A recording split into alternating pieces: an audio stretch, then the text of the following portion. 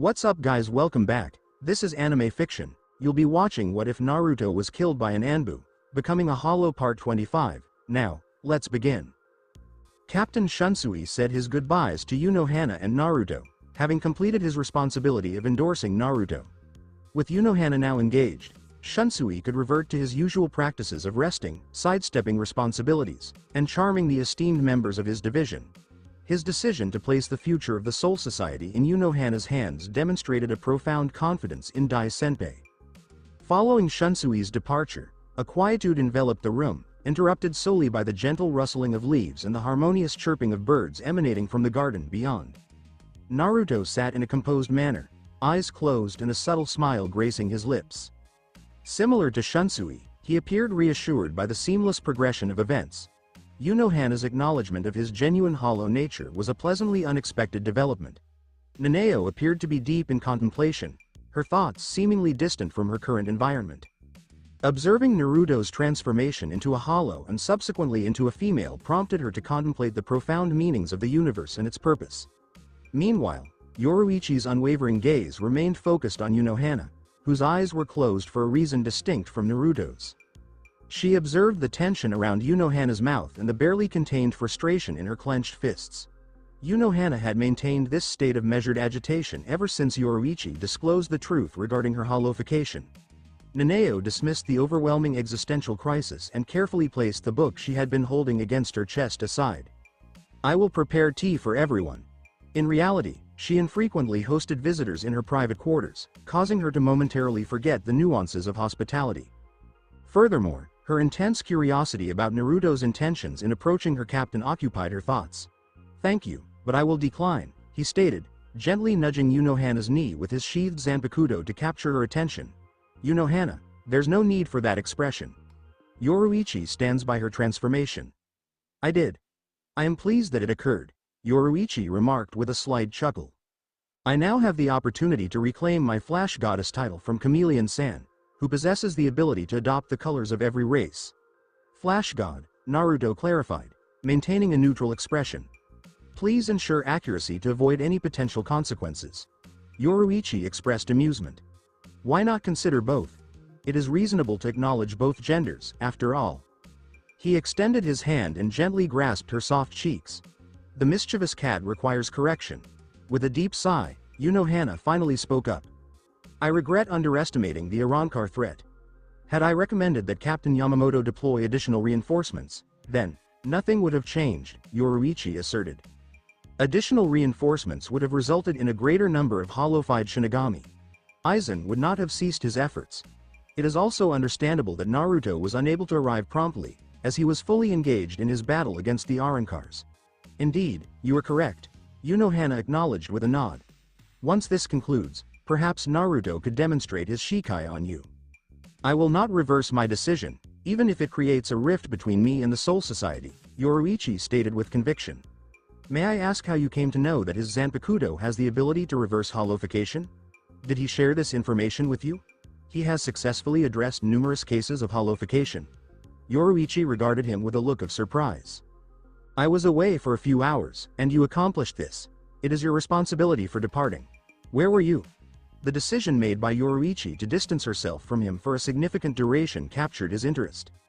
Naruto did not perceive Yoruichi as someone who would retreat simply due to being overlooked for a few minutes. Her defining trait was undoubtedly her tenacity. "I was at Kukaku's location," Yoruichi stated in a neutral tone. "I sought her counsel on a matter." "I understand. In any case," he remarked, directing his gaze towards Unohana. "When will you reveal Aizen?" "We are unable to proceed at this moment," Unohana stated, her expression distant. "Captain Yamamoto may temporarily assume Sosuke's position, however, we cannot place Aizen in that role. Without concrete evidence, he will be dismissed swiftly." Unohana did not address the clear instance of Yamamoto approaching matters in an unconventional manner, eliminating Aizen. Yamamoto had become familiar with the judicial system of the Central 46. "Are our testimonies insufficient? With Shunsui, you, Nanao, and myself involved, that should suffice, correct?" "No, Aizen has Tosen and Jin for support," Yoruichi stated with a hint of disdain. "It is essential to obtain concrete evidence to secure a conviction against a captain. During Kazuki's trial, It appears that Sosuke may have influenced the high-ranking members of the council to render a decision unfavorable to Kazuki. Kyoka Suigetsu, Naruto remarked with a sigh. I believe that informing Hana would conclude my mission. It appears I may have been overly optimistic. Aizen will not be easily defeated. As the chosen one, it is your responsibility to confront him directly. This is a consequence of making unwise decisions. I do not have any regrets regarding it. That is due to your ability to captivate them. Envision assisting the girls, creating an adversary in Aizen, and rescuing all within the Soul Society, only to face rejection. The most unfavorable scenario would involve individuals expressing disdain upon discovering your hollow nature. That sounds quite unfortunate. It is quite harsh, indeed. In even the most challenging situations, I will remain by your side. We share a deep connection, as you are aware. What I am suggesting is to always consider taking action on your darker impulses without hesitation. I will always remain by your side. Engaging in the roles of a saint or pure evil lacks excitement and depth. Being in the middle is enjoyable. Please refrain from associating the phrase, middle is the best, with your sexuality. Naruto observed Nanao gazing at him, her eyes wide and her lips trembling. Nanao? She extended her hand. Will you be departing after this mission? Her composure disintegrated in the face of the unexpected. She did not anticipate that her relationship with Naruto would conclude immediately after establishing their friendship. However, she had overlooked the fact that he was a hollow. He had no obligation to adhere to the Soul Society's directives to purify hollows when he could enjoy a tranquil life with his partners in the living world. As these thoughts swirled in her mind, Nanao took a moment to regain her composure. At that moment, she observed the sly smirk that lingered on Naruto's lips. Could you please explain why you are observing me in that manner? Naruto restrained himself from making light of the situation, opting instead for a more sincere reply. I did not anticipate that my hypothetical departure would evoke sadness in you. I am not devoid of compassion, she replied, dabbing at her tears with a handkerchief. I understand that my initial actions may have left a negative impression, but I genuinely value our relationship. Your contributions to my captain and Lisa-san, as well as your readiness to put yourself in danger for the Soul Society, have not gone unnoticed. Yoruichi rested her head on Naruto's lap, looking at Nanao with a gentle expression in her eyes. Lisa and you share similarities not only in appearance but also in demeanor. Are you certain that your mother does not exhibit the same traits? I must clarify that we are not affiliated in any way, as we do not belong to the same clan. Naruto gently massaged Yoruichi's ears. Let us concentrate on our objectives, shall we, my dear friend? You often find yourself easily distracted. What shall be our next objective? I can influence the female council members to render a judgment on Aizen.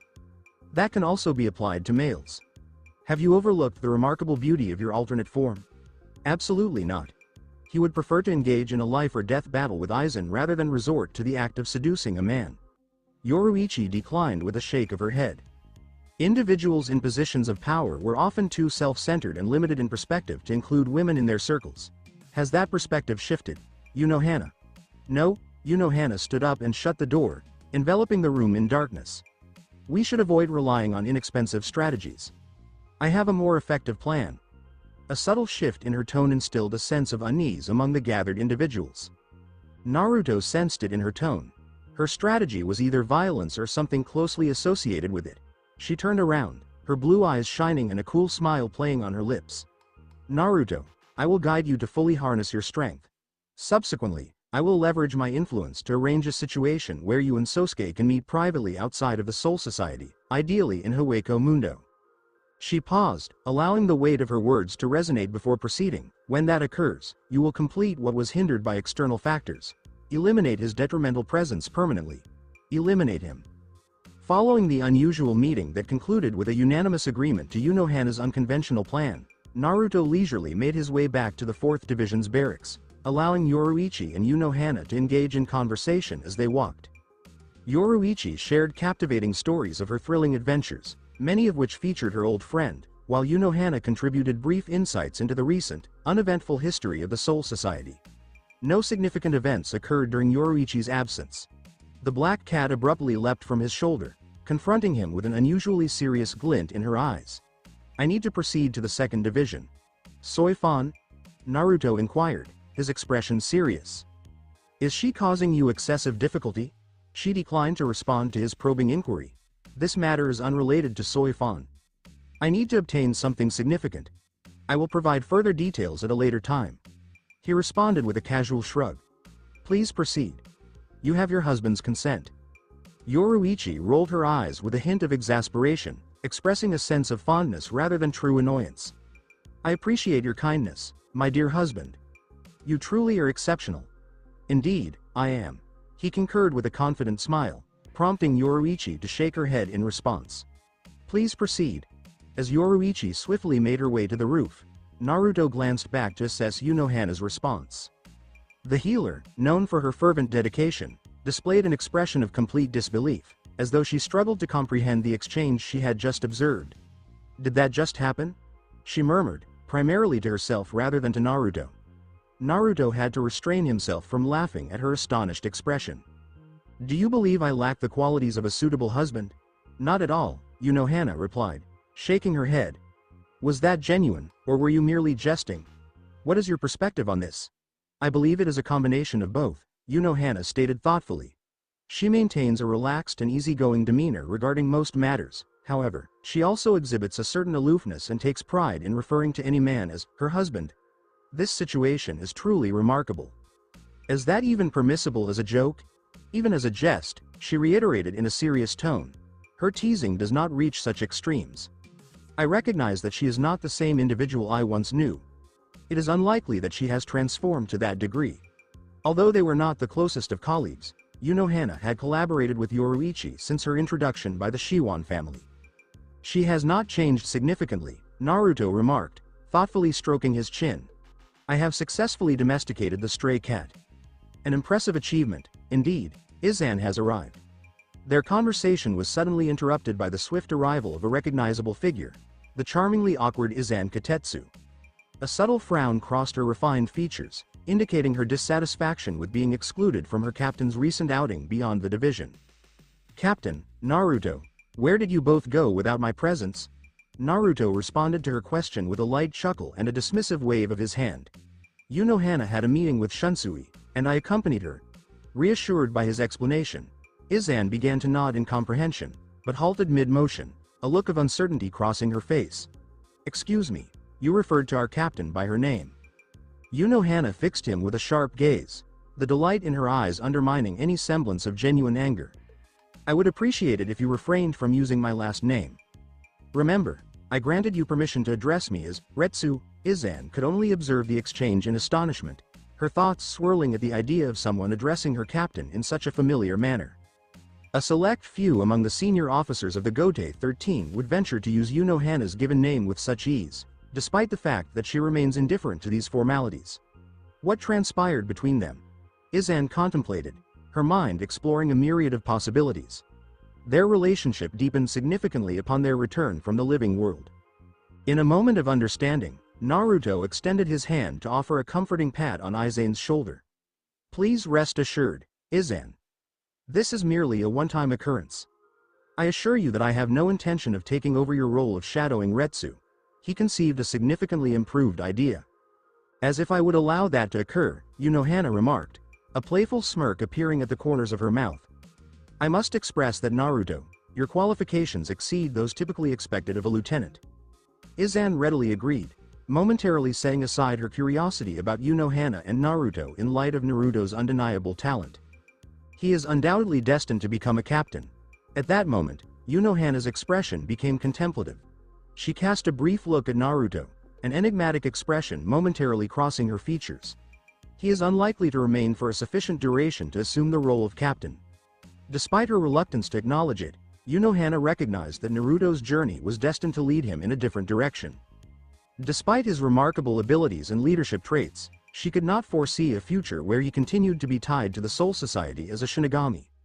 Izan directed her gaze towards him. He is set to depart for the 10th Squad. Captain Shiba intends to promote him to his position in the future. Yunohana offered a subtle smile, refraining from addressing Izan's naive assumptions. Izan, please escort him to his new residence. Certainly, Captain. Izan responded with a respectful salute before directing her focus towards him. Immediately proceed. Certainly. As Naruto followed the steps of the tall, silver-haired girl, Yunohana grasped his sleeve, compelling him to halt. Please ensure you obtain sufficient rest tonight. I require you to be at your best tomorrow. He acknowledged her with a nod. I currently have no tasks or activities planned for my room. Aside from the infrequent social gatherings or informal discussions with fellow Shinigami and acquaintances, the Soul Society provided minimal options for leisure activities to engage individuals during their free time.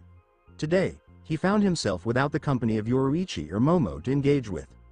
Setting aside his thoughts for the time being, Naruto followed Izan as she guided him to his newly assigned living quarters.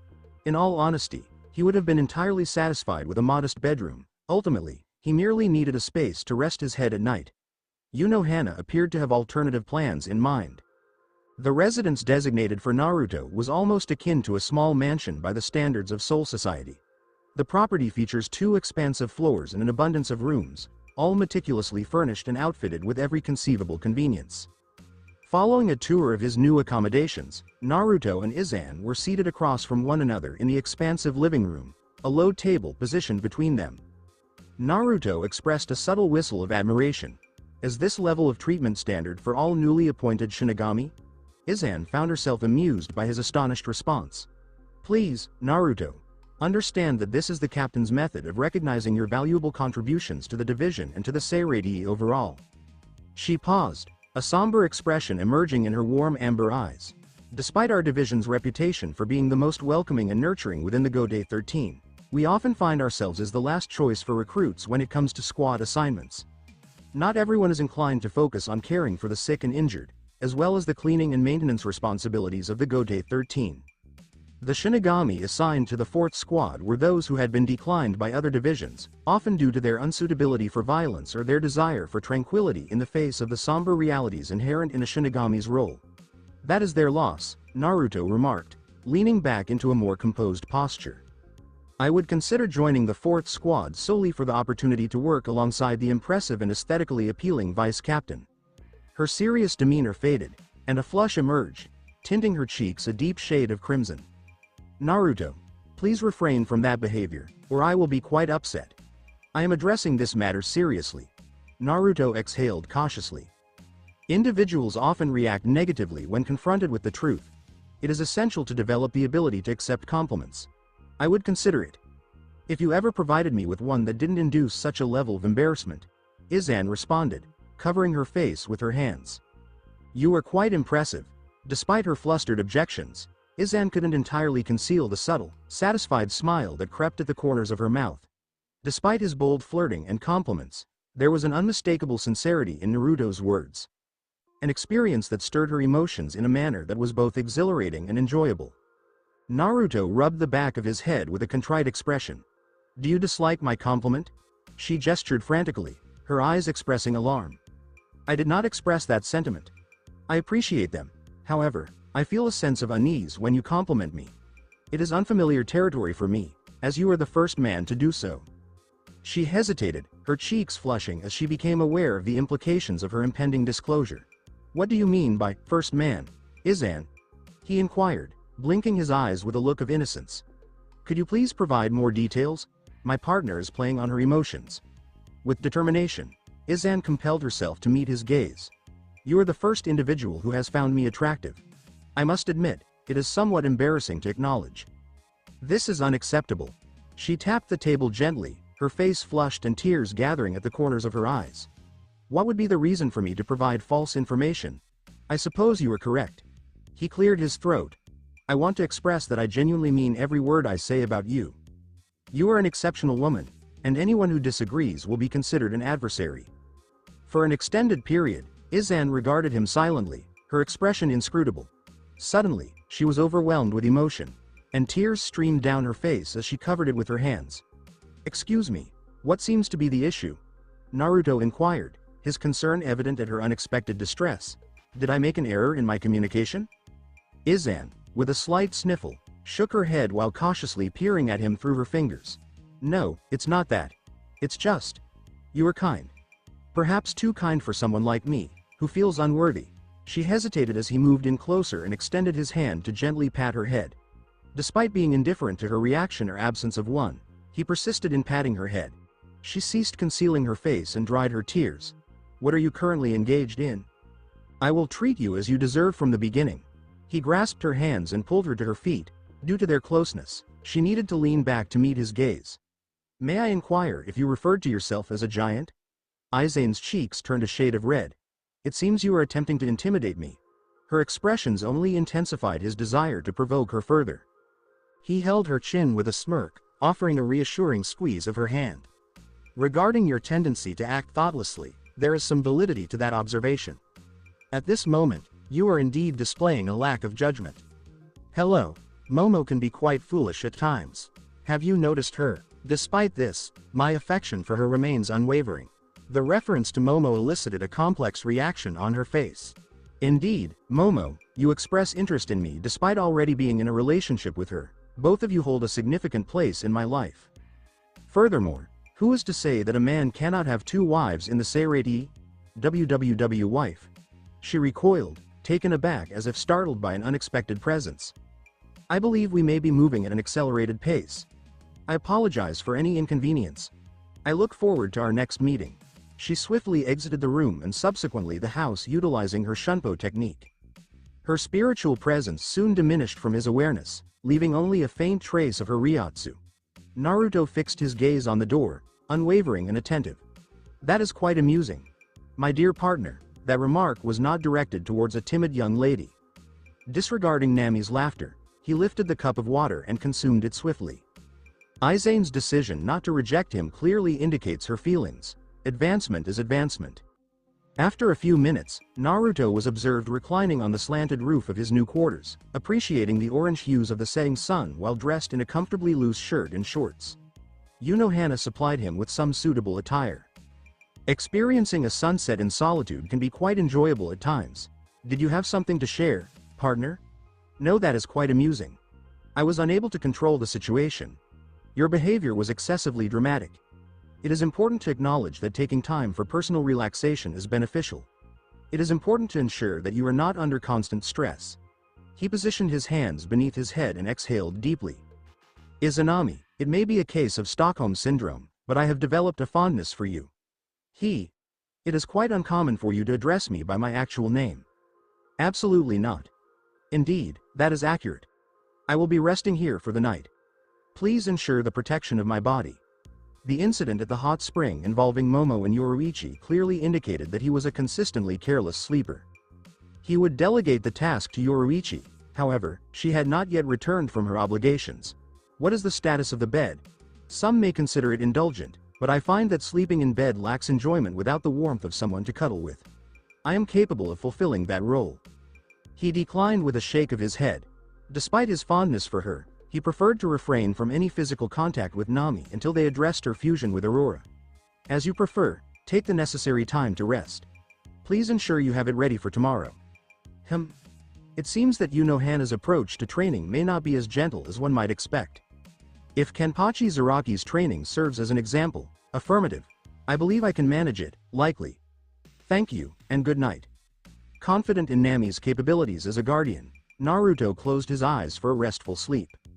"Are you departing at this late hour, Haribel?" The gentle voice captured Haribel's attention, prompting her to turn and observe Izumi dressed in a relaxed t-shirt and denim shorts, appearing quite comfortable in the warm surroundings. The former Quincy had established herself as though she had always been a part of this environment. Despite her evident desire for Naruto's affection, Izumi appeared unfazed by his list of other romantic interests, an outlook that Haribel regarded as both commendable and invigorating. Reduced conflicts among them resulted in fewer challenges for Naruto. Ultimately, "I find my thoughts drifting whenever I remain inactive. I require a walk to clear my mind," Izumi acknowledged with a nod of comprehension. "I can understand that perspective. I find myself constantly reflecting on Oto-Oto, a thought that recurs every few moments. I long for the comfort of her embrace." The deep yearning in Izumi's expression softened Haribel's gaze. "Izumi, it has only been one day. Exercise greater patience. It seems like an extended period of time." Izumi expressed her thoughts with a sigh before shaking her head. "Please make an effort to return prior to dinner. That is my objective." With a respectful nod, Haribel departed, heading towards her preferred location to calm her agitated thoughts. The bridge that offered a view of the softly flowing river, the sole one in the town. As the sunset cast its orange hues, she reflected on her experiences with Naruto. She received his messages via the Hell Butterfly, yet they could not compensate for the absence of his warmth in her presence. This mission will be realized shortly. We will reunite once more. Engrossed in her reflective thoughts, Haribel nearly overlooked the advancing spiritual pressure until its source was almost upon her. Indeed. You appear to be quite somber out here, Haribel. Is your companion unavailable to provide you with company? Haribel's solitude was abruptly interrupted as she looked up to see a familiar silver-haired Shinigami hovering above her, his smile remaining disconcerting in the diminishing light of day. He was the sole individual capable of unsettling her with nothing more than his smile. Did you experience a disagreement? Jin inquired, a slight smile spreading across his face. I typically provide sound relationship advice, however, I must admit that my knowledge regarding lesbian relationships is limited. Haribel focused her gaze intently. I appreciate your input, but I prefer to make my own decisions. I do not remember extending an invitation for your company. She had minimal grounds to assume that the captain's presence indicated a purification effort directed at her. Naruto would have communicated any plans regarding the Soul Society organizing an expedition. No, Ichimaru's motives appeared to be more personal and likely connected to Naruto in some way. You appear composed in the presence of a captain. Are you not concerned about me disclosing your location to the Soul Society?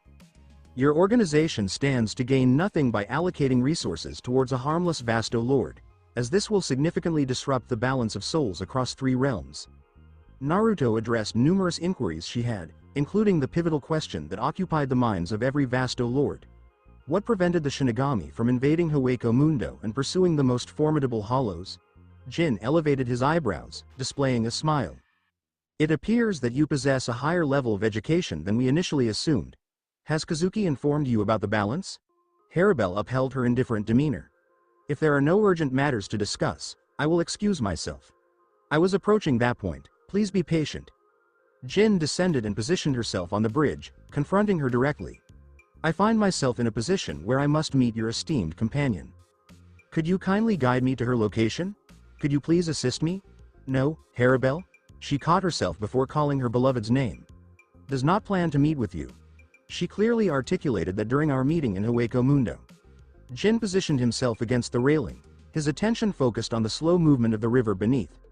My motivation for being here also serves her interests. The Shinigami she intends to eliminate is my adversary. I wish to witness him being overpowered, his arrogance dismantled.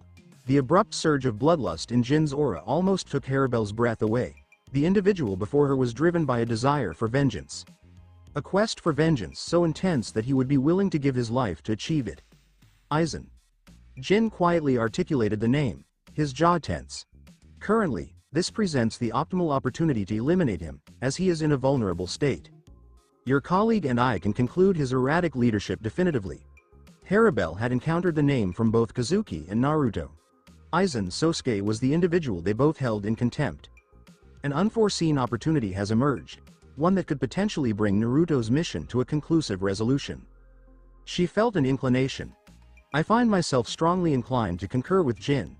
The ultimate reward would be the opportunity to remain by Naruto's side without any interruptions.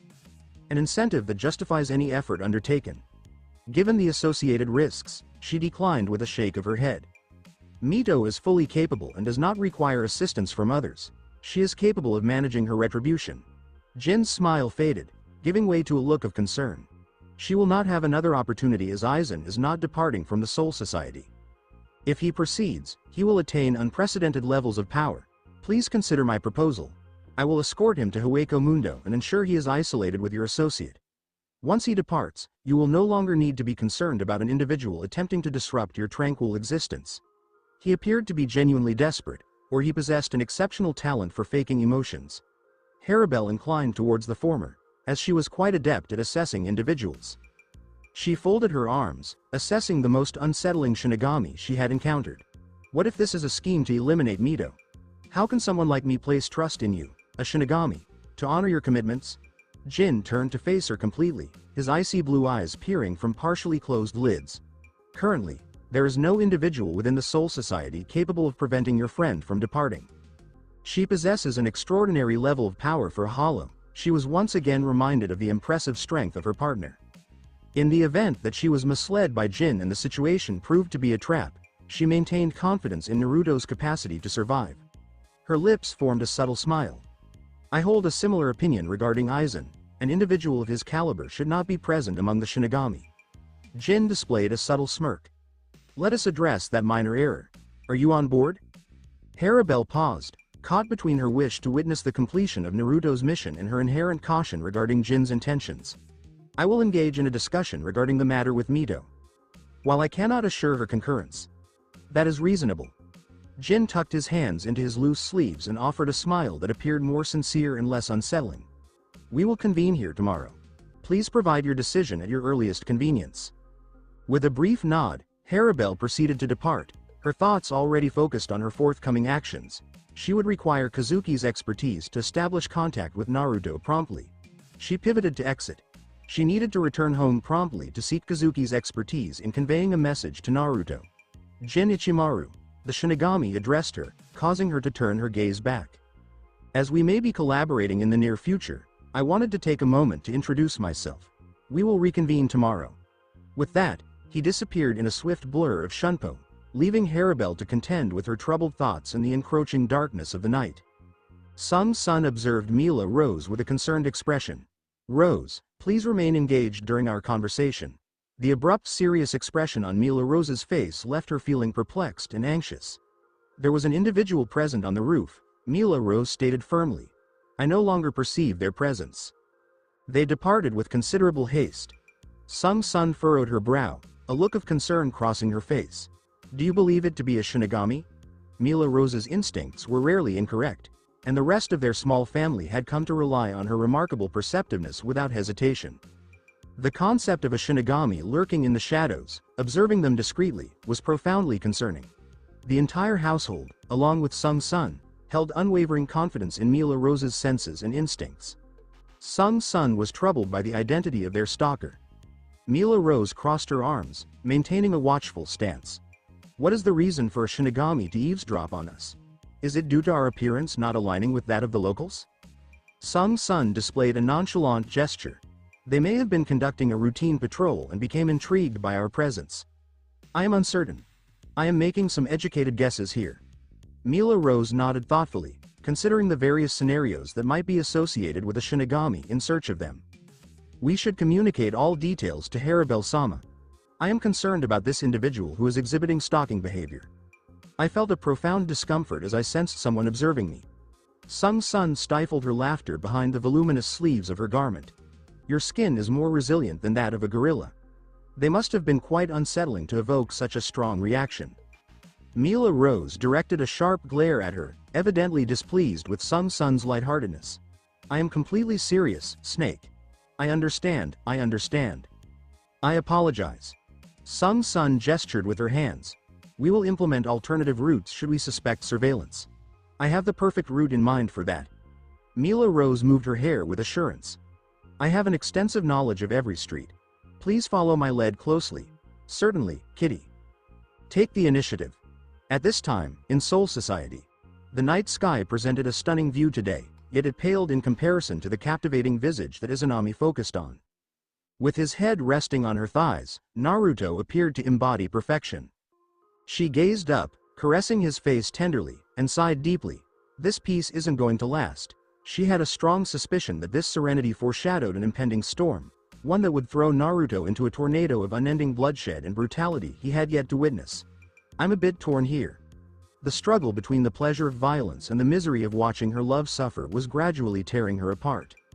She, of course, supported the violence as much as the god of war, but this dualism became more subdued after Aurora fused with her. You're being moody, she said, using the words of another spirit in her psyche. Father has grown stronger, he can endure the storm. I know, Sue. I know he can endure it. It's just, he might lose something when he emerges on the other side. No, you're being disillusioned. I'll tell him myself. Shush, Sue. Have you ever noticed how we complement each other?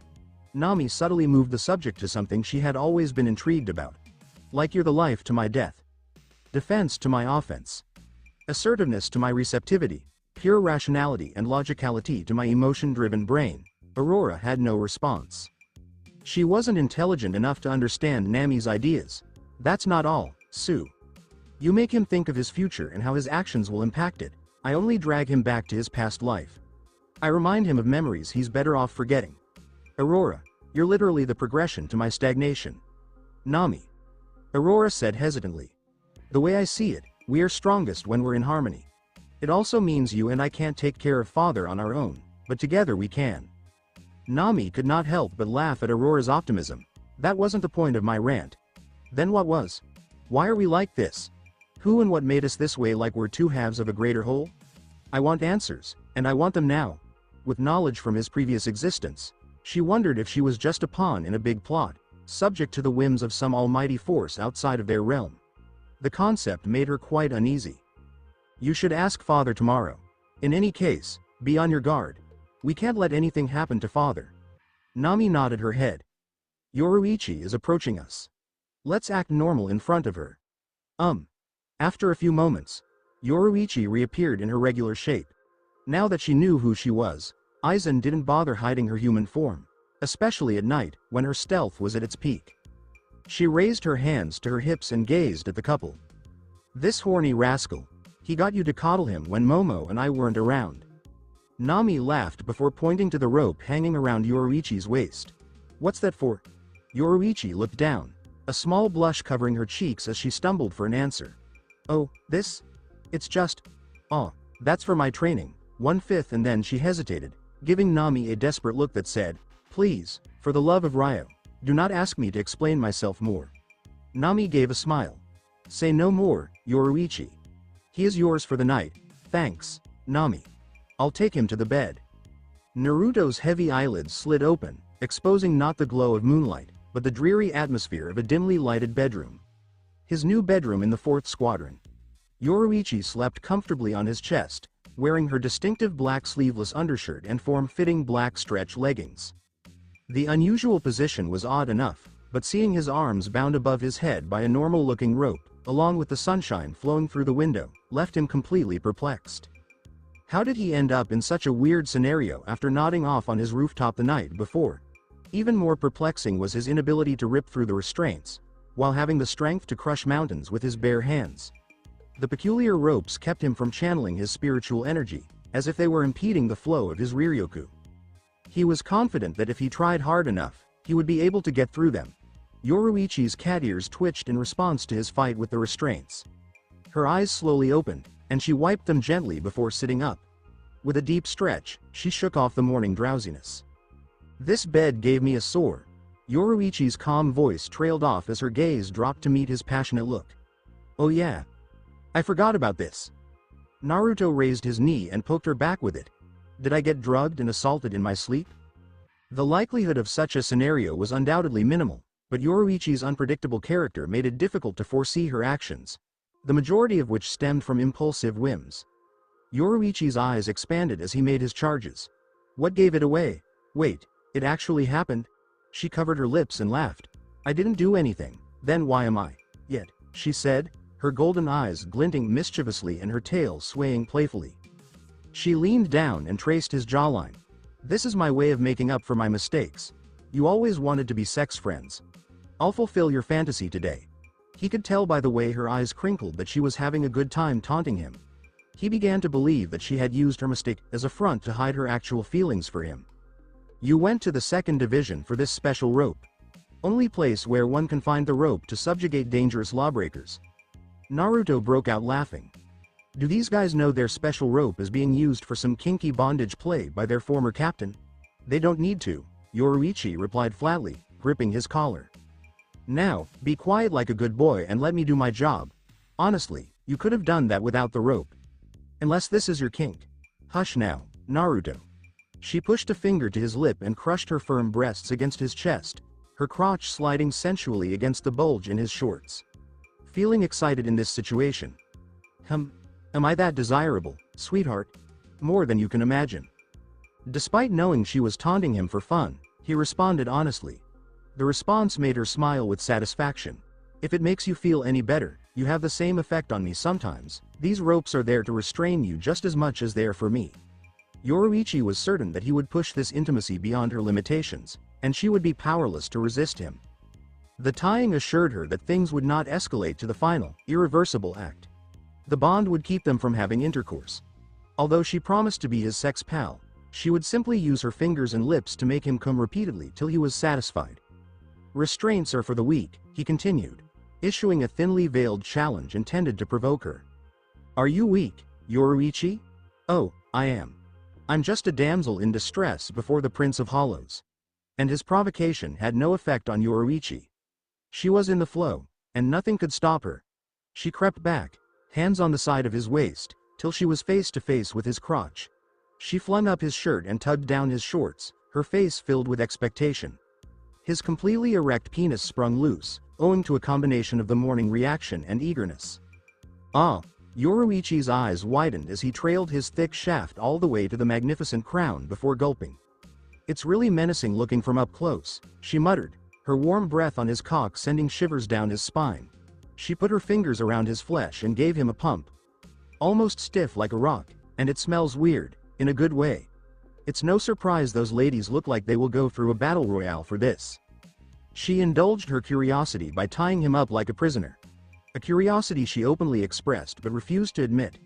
She softly raised his jewels and rubbed his shaft. Her fingers matched Sung Sun's dexterity, but her movements were more elegant. It was not the same level of polish that came with experience. Rather, she appeared to be testing and improving by monitoring his replies with her piercing look. She was giving him the ultimate handjob, ranging from soft to fiercely squeezing. Her mouth descended abruptly, laying a feather-light kiss on his most sensitive region. She extended her tongue and licked the underside of his shaft in a steady, upward motion. Her dry tongue poked and teased him in the most pleasant way possible. Fuck. He took a deep breath through a clenched jaw and muttered softly, fingers flexing in between the rope. But he recovered swiftly, watching her bend her head to the side, sweep her hair out of the way, and wrap her lips around his head. The first time she sank down, cheeks hollowed out, taking him inch by inch, he stiffened even more and vented his emotions by writhing and digging his hands into the mattress, hard. Despite his experience, Yoruichi quickly reduced him to incoherence, caressing the ridge of his head with her dry tongue and slowly taking in his length, until half of it was in her mouth. Her hand moved softly over his wet shaft, matching the rhythm of her mouth. Does it feel good? She blurted out, his cock still in her mouth. Never mind. With his eyes closed, he was heavy breathing and completely engrossed in pleasure. His entire chest undulated in time with his panting, back rising and lowering, and the way his legs squirmed around her indicated he was dying to be free. Dying to grab her face and screw her mouth before forcing his seed down her throat. The mere thought sent shivers down her spine, and a bundle of heat collected in her stomach. Her nipples were itchy, asking for her to undress and caress them. Oh, my lord. The foolish Hollow is encouraging me to do this. After a few minutes, Naruto drew back his hands and took a deep breath. Didn't you say you were a virgin? Why the hell are you so good at it? She smiled as she placed a finger on her lips. I don't know. She took his cock in her hand and stroked the tip with her thumb. If I didn't know any better, I would think it's normal to stay this energetic after ejaculation. Does that imply you have seen others? Yoruichi grabbed his knees and rose. She reached forward to hold his chin and kept him still while maintaining eye contact. Is my naughty boy jealous? I shouldn't be? She smirked at his petulant reply. Honey traps are the basic techniques taught in the Onmitsukido department. Everyone there is taught to pleasure both men and women. He cocked his head and frowned. How many men have you seduced? Never got the chance to put my theoretical knowledge to use. I was always sent on assassination missions. Sneak in, eliminate the target, and get out. The espionage stuff was for my underlings. You could call it a perk for having strength and influence. I see. So, when you said strength, did you mean this? She was perplexed until she noticed the ropes descending from his arms. Geez. They shouldn't come off like that. How did you do it? I just flooded it with Riryoku. The rope wasn't made to handle that level of output. Oh. Naruto grabbed her waist and tossed her onto the bed. Yoruichi perked up and grabbed his shoulders. Why you, shish. He also grabbed her shoulders and pushed her down beneath him. You know nothing about me if you think you can toy with me without retaliation. What are you gonna do to retaliate? Fondle my titties? Fuck my mouth again? Huh? What will you do? She lay on her back, her eyes daring him to touch her. Her tan skin was silky, and the dripping sweat made her even more attractive. Her exposed apparel did not appear obscene at all because the flowing lines from her bust to her waist were simply lovely.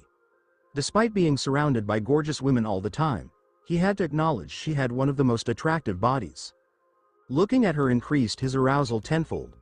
Naruto touched her jawline before grabbing her chin. "Don't worry. My retaliation will be unforgettable."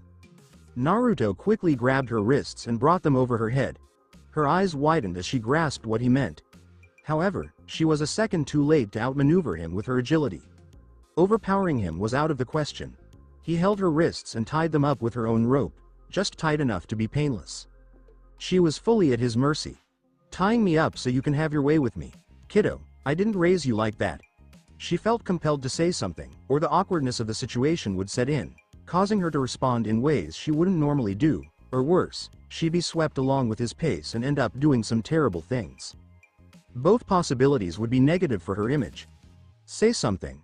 Naruto stopped Yoruichi with a kiss, and her golden eyes widened. His fingers went down her neck, squeezing her breast before pinching the erect nipple protruding from her robe. Ah, as sensitive and aroused as she had gotten, the slight pinch caused her to moan in his lips. Naruto's tongue entered her mouth just then, elevating her kissing experience from merely satisfactory to mind-numbingly good. The sensation was unlike anything she had ever experienced. A voracious, passionate lock of lips that seemed to prolong rather than satisfy the desire. She felt inebriated even without booze. His hand moved from caressing her soft tit to caressing her crotch underneath her tight jeans. He slipped his hand inside and carefully massaged her sweaty lips, which were sticky from her secretions, before inserting a finger inside her drenched entrance. "Nigh." A low, uninhibited moan from her throat and echoed in their connected mouths. Her body quivered in delight, and her eyes nearly rolled back with the rush of pleasure that raced through her. She had a micro-orgasm. He didn't let her settle with just one. No, his vicious fingers clawed their way deep within her, clawing her just where it felt wonderful. She felt so amazing she started moaning despite her will. With her hands tied and her lips wide, she was nothing but a wailing whore. And for now, she doesn't care. The ecstasy had taken away all of her inhibitions, to the point that she was grinding herself on his hand to increase her enjoyment. Yoruichi's vision blurred quickly. Naruto detected her descent and ran his fingers over her sensitive button, teasing it with just the right level of roughness. Her mind became blank with joy. Her back arched naturally as she drew back from the kiss and flung her head back, groaning as her strongest orgasm to yet overwhelmed her. "You fool." Naruto was fascinated as Yoruichi fell back into bed. She might have the energy to run for hours, but the onslaught of new sensations left her exhausted as if she were a normal person. Her eyes were clouded with passion as she looked at him. "Naruto, you stupid," he smirked like a wicked child. "I never imagined you could make those expressions. You look so cute, though. I want to tease you more like this." She bit her lips and blushed like a teenager. To think she'd be put in a position where her own words worked against her, and she couldn't retaliate while she was like this. "Untie me now. I'm going to kill you, then kill myself to remove every trace of this memory." He took his hands out of her crotch and lapped up the secretions that covered his fingers. "You taste delicious, you're." He was tempted to taste her from the source, and much more so to penetrate her, but he didn't want to do it without her agreement. Her gaze conveyed a sense of caution. Yoruichi reddened again. "When will you untie me?" "On one condition. Be completely honest with me. Did it feel good?" "You already know the answer. Stop teasing me." He lay on her side, his head resting on his palm. "Then let me rephrase my question. Do you want to be with me so I can make you feel like this and more?" Yoruichi, full of pride, wanted an excuse to be his ex-pal without sex, for the day. If he remained inactive, he'd have to wait until she found another reason to be his sexless friend again. Even if her body was prepared for the act, her heart appeared to be opposed to the concept of committing to the relationship. He had to go on offense or he'd never get past this hurdle. Yoruichi threw her head back and sighed. "Look, Naruto. I like you. I adore you more than any man in the world, but I need a little more time to process this." She continued to stare at the ceiling, fearful that her half-hearted reaction might elicit a cold stare. But he grasped her chin and made her gaze into his eyes, which were warm and affectionate, contrary to her expectations. "You can take your time. Just don't make me wait for 100 years. Yoruichi's strained countenance faded, replaced with a cheeky smile. "Oh please. I'm not that indecisive. Can you untie me now, sweetheart? How about I keep you like this until you say yes?" "Stop gawking. Your plate is right there. The grilled fish is getting cold." Yoruichi chastised Naruto sternly, but a blush rose to her cheeks as she caught his look. A warm, affectionate glance that conveyed a million words without uttering a single peep. The gaze made her feel completely self-conscious following their personal act in the bedroom. Naruto reached out, his thumb removing a trace of milk from her lips. A glimpse at this golden-eyed catgirl can satiate every need in a man's life. If I had $1 for every time you lied to women, I'd have a couple of $100 to my name, which is a lot in today's era. Nami's comments went unheard because he was currently preoccupied with Yoruichi. Yoruichi's eyes narrowed quickly, with a trace of irritation in her expression. Why did you make me cook then? She had spent 30 precious minutes of her life preparing the food, only for Naruto to barely touch the results of her efforts. She was not hurt, just bewildered by his actions. She didn't consider the possibility that the food might taste bad because she had taste tested everything before giving them to him. They tasted good enough for breakfast and provided enough of nutrients. He wiped his mouth with the napkin. The meat is 3 or 4 times saltier than it should have been. He had tried to eat without displaying any discomfort, but his attempts had failed. Despite his evolution, his taste buds remained identical to humans. The food on the platter was not intended for humans. Yoruichi furrowed her brow, seeming even more bewildered. It wasn't salty when I tasted it. Strange, Yoruichi. Did you consume anything other than milk in the past few days? Oh. Her eyes widened with awareness. She touched the dry, sandpapery surface with her thumb while sticking out her tongue. Whoa! My tongue also changed. He chuckled when he saw Yoruichi, who is normally intelligent and proud, playing with her tongue. The hollowification affected your whole anatomy. You're the first Shinigami to not only have a tail and cat ears but also their tongue. I'm so proud of you. Well, you know what? I'm also proud. I always found cats cute. I'd have taken your Zanpakuto's bullet if hollowification gave me something like a dog's ears. Yuck. Dogs aren't that bad. Yoruichi leaned in, his narrowed eyes glittering with a vicious glint. Did you say something? He licked his lips. I said dogs are better than cats. The golden-eyed former captain glared at him after his bold remark. Unfazed, he pushed his chair back and proceeded towards the door. Yoruichi struck the table with a decisive motion. I really dislike you. Naruto headed over to the 4th squad. Instead of lingering in the area, he headed straight for Unohana's office. His sole focus was on Unohana. A brutal and intense affair that left him feeling both thrilled and uneasy. Interestingly, Aizane's Ryotsu seemed to withdraw from Unohana's office the moment he entered the barracks. She remains unable to confront you. Wow, how is she so adorable? I don't want to hear from you, you betrayer. What did I do to earn that title? Listen, I need some clarity here, or Aurora and I are ready to take action. You betrayed me to Yoruichi. Regarding that, upon seeing her rope, I found myself drawn in by an unsettling intrigue. I never thought I would see Yoruichi become your friend without any romantic involvement. But everything turns out fine in the end, doesn't it? Isn't that so? Does sex feel good, father? Aurora asked with a hint of curiosity. It must be absolutely delightful if father is involved in it constantly. Even Izanami longs to join in with such passion. We can chat later. I'm tied up at the moment. All right. Unohana stood at her door, a hint of amusement dancing in her smile. Izan wasn't interested in seeing you. What went on at your place that made my sweet girl even shyer? I just asked her out. Before you respond, I want to emphasize that I was quite kind and courteous. That foolish girl, Unohana exhaled softly. She needs to stand her ground. Otherwise, someone like you will keep exploiting her. If you're feeling concerned, how about we go out together too? This approach ensures that Izan receives fair treatment. You will play a crucial role in maintaining the equilibrium of our relationship. Unohana dismissed his polished suggestion with a serene smile. The small flame of affection I hold in my heart is dedicated to. Let's move on from Izan. You're here to learn and grow. Shall we move to a better spot? Perhaps to the hills where the flowers are in full bloom? What? She descended the stairs without pausing for his reply. Stepping into the clearing, she unsheathed her katana and drove it into the ground.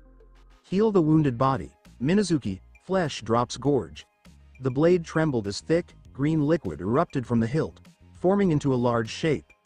With the disappearance of her katana, the gurgling flesh began to stir with unexpected vitality. Unohana's Shikai manifested as a massive, manta ray-like being, its smooth body upheld by 2 claw-like appendages. An unyielding eye stared from its visage, surrounded by a multitude of teeth that filled its wide grin. Maybe it was smiling. Only Yunohana was able to understand the creature's thoughts. Wow, Captain Shikai is adorable, just like her, he murmured, leaving Yunohana puzzled about whether he was being sarcastic towards her or simply lost in his own thoughts. Retsu, is it aggressive? Minazuki's master has plenty of attitude to go around. He rolled up his sleeve, revealing his wrist. Well then, go ahead and take a jab at me. With a quiet demeanor, Yunohana cast him a sidelong look before gently shaking her head and mounting Minazuki. Alright, let's get moving without any more delays. It took less effort and time to simply overlook his playful whims than to engage with him, if that's really what you want. He climbed onto the enormous manta ray and settled comfortably on its back. I must admit, it's quite cozy. Minazuki spread its wings wide and soared into the sky. Within the barracks, numerous nurses and Shinigami paused their tasks, raising their hands in a friendly gesture towards Yunohana, offering her their best wishes for her upcoming excursion. With a calm and gentle smile, she acknowledged their kind words before settling down next to Naruto. As she settled down next to Naruto, Yunohana's expression shifted back to her familiar tranquility. This chilly wind feels refreshing. The energy you experience will be different when you hurry to your destination using Shunpo. Honestly, I was in a hurry yesterday to protect myself from you. These aren't the most favorable conditions to appreciate our surroundings. Yunohana faced him, her smile brightening the moment. I recall you stating that no one in the Soul Society could pose a threat to you. What's the status of that claim? Oh, it remains intact. Few can take me down when I focus on my defense. Armed with his shield and an absurd ability to regenerate, he stood out as the toughest cockroach on the planet. Swapping his offensive skills for defensive ones was quite situational, but it was good to know he had that choice available. Yunohana, unaware of his Zanpakuto's defensive powers, believed his confidence stemmed from his regeneration ability. A fortunate circumstance for her, as it meant she wouldn't need to activate her Bankai to mend the injuries he would endure in the days ahead. Oblivious to Yunohana's intentions, Naruto reclined and stared at the shifting sky while they traveled from the vibrant Seirei to the verdant woods ahead. Retsu, I'm feeling a bit sleepy. Could I have a lap pillow, please? Izan may agree if you cease your teasing. Being genuine will help her embrace your loving gestures. Yunohana was completely on board with Naruto's interest in Izan. In fact, she wholeheartedly supported their relationship.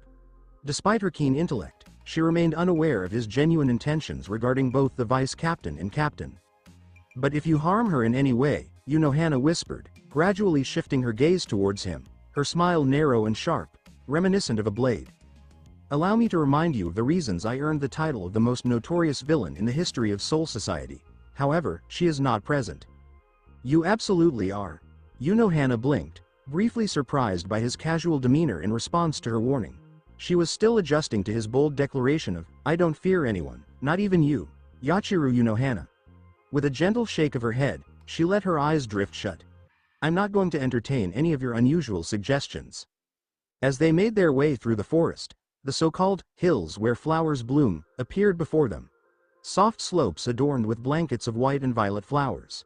He had envisioned desolate hills scattered with a handful of flowers, not this vibrant landscape. This place is a bit too vibrant for our training, he said, casting a sideways look at the serious captain. I figured you might go for something more intense and bold like Muken. The Muken was an isolated space, entirely cut off from the outside world, except for the main tower that acted as its sole entrance and exit. The immense void created a sense of endlessness. It was an ideal setting for them to unleash their full potential without causing any disruption in the Soul Society. I would take you there if it were in my power. Regrettably, individuals who are not prisoners cannot enter without the approval of the Captain Commander. They entered Muken together, facing the imminent threat of extermination by the Quincy. Naruto softly tapped Yunohana with his knee. I know a person who can create a custom Muken for us. Kazuki Urahara. Understanding his secret alliance with Kazuki definitely helped her interpret his thoughts with greater clarity. It should be easy for someone as brilliant as he is. Yunohana gave a slight nod. It will be extremely beneficial for your development. Maybe I could accompany you to the living world afterward? In her role as captain, she held the power over the Senkaimon door, free from the need to reveal her motives for any journeys. I appreciate your kindness, so I'll gladly accept it. Oh, I just thought of something. Nami's unexpected shout startled Naruto. So, are you going to share it with your partner? I'll share it with you once your training is complete. Does it really matter? To some extent. Your training holds greater significance. Aurora, is she being truthful? Dad, Sue, please leave him alone. His progress has plateaued. He should seize this chance to enhance his abilities, or he may face challenges sooner than he thinks. Honestly, he kept moving forward. He just didn't see the same rapid growth he had in the previous months, which was inevitable at some point. Indeed, she has a point. Dad needs to grow stronger. His Zanpakuto spirits joined forces against him, withholding this important information about him. Nami, be prepared for a serious talk if it turns out to be very important. I'm prepared for the challenge. Leaping off Minazuki's back, Naruto landed on the soft grass, the lively blades bending under his presence. Hana elegantly lowered herself behind him as Minazuki glimmered and warped, seamlessly returning to her sheath in the same green, viscous fluid, once again taking the shape of her katana. Naruto removed the clothes given to him by Byakuya and carefully folded them up. He cherished the fitting too deeply to allow it to be torn apart by Hana's blade. The chilly wind brushed against his exposed skin, bringing back memories of those moments spent meditating with his Zanpakuto in the dojo. What a lovely figure, Hana said with a smile. Do not be afraid. I will transform you into a true man by etching marks of honor all over your body. Just give some consideration to the innocent boy between my legs. I'll do my best, but I can't guarantee your safety down there. He winced slightly as he turned to Hana, then cast a quick look at the flower field. You picked a truly striking setting for our intense performance. The flowers will enhance your concentration. I need to ensure you stay focused during an important time. Naruto shut his eyes, the stinging disappointment of Hogyoku and Aizen lingering vividly in his thoughts. If he had kept his concentration, Aizen would have made his way back to the Soul Society not as a living being, but as a rotting body. Absolutely, I agree with you. I really need to improve my focus. Recognizing your flaws is a solid beginning. Regardless, you're not the only one facing this challenge. Hana's hands gracefully reached for the strap across her shoulder, skillfully sliding it off her head. With a firm grip on her sheath, she slowly drew her katana, allowing each part of the blade to catch the bright sunlight. The blade, much like its hilt, was strikingly large, resembling a nodashi rather than a typical katana. With a swift motion, she cut the clips that held her braids, allowing her hair to swirl freely in the breeze. The sharp scar beneath her throat contrasted sharply with her otherwise flawless pale skin. Her icy stare met his. When I feel your power, I also start to let go of these shadowy desires. Now I'm losing for a completely different reason, he murmured softly, a mix of longing and excitement stirring within him at the sight of her ethereal beauty. He pinched his cheek, and the sharp sensation that followed cleared his mind of distractions. All right, let's embrace the chaos. Unsheathe your blade and confront me. No shikai. Let's skip the shunpo. Sin audio. Confront me as if you're a sheep facing a wolf. Confront me as if your very existence depends on it. She aimed her sword in his direction. Show me that you possess strength beyond your extraordinary talents. He effortlessly drew his katana from its sheath. Nami is going to have an amazing time today. Stay tuned for more.